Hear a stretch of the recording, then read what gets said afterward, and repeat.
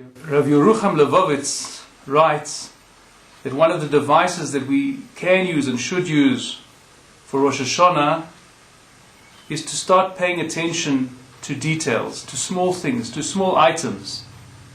Meaning we have to train ourselves to look at small items and give importance to them.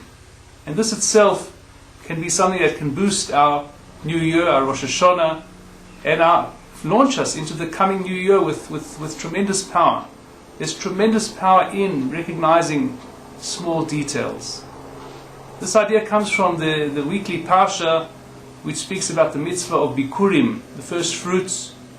Every farmer had, in the times of the temple, that every farmer had an obligation to bring his very first fruits from his orchards, from his fields, to bring them up to Yerushalayim, to arrange them beautifully in a basket, and to bring it to the temple with song and dance, singing and dancing, and calling out the praises of Hashem. That was the mitzvah. He came before Hashem's presence, and presented the basket to the Kohen, and made a declaration of gratitude to Hashem.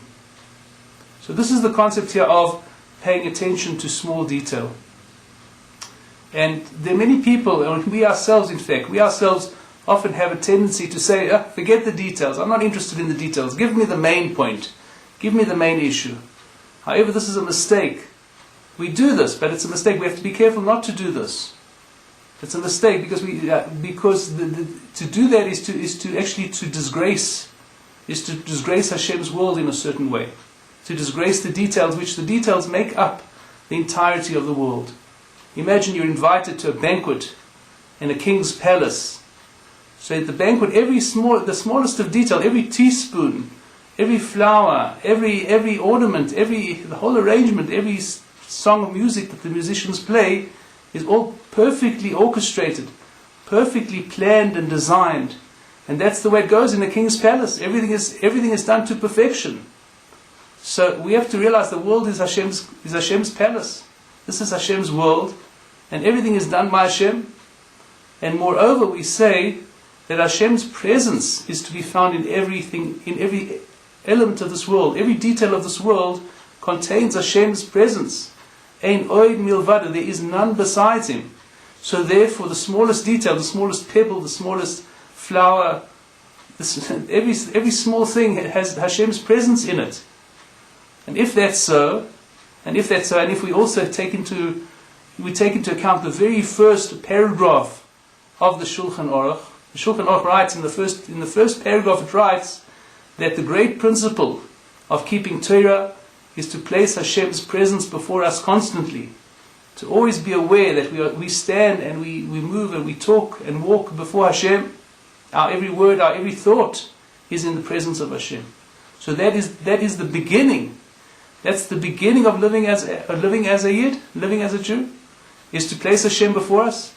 And then we add to that the idea that every single detail of this world contains Hashem's presence.